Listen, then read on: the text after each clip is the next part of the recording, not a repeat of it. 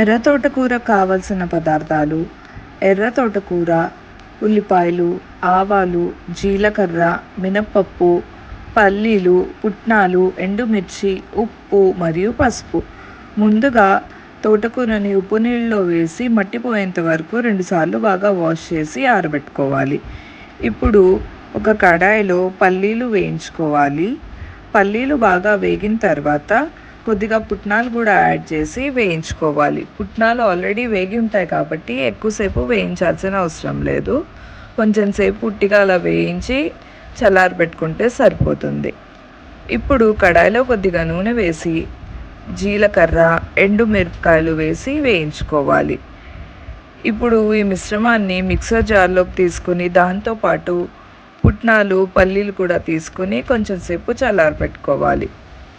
ఇప్పుడు కడాయిలో మళ్ళీ కొద్దిగా నూనె వేసుకొని మినప్పప్పు, జీలకర్ర, ఎండుమిర్చి మరియు ఆవాలు, అలాగే పసుపు, కరివేపాకు వేసుకొని పోపు వేగిన తర్వాత ఉల్లిపాయలు కూడా వేసుకొని వేయించుకోవాలి.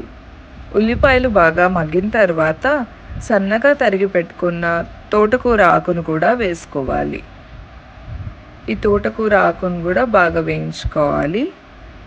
ఇప్పుడు దానికి సరిపడా ఉప్పు మరియు వేయించుకున్న పొడి కూడా యాడ్ చేసుకోవాలి.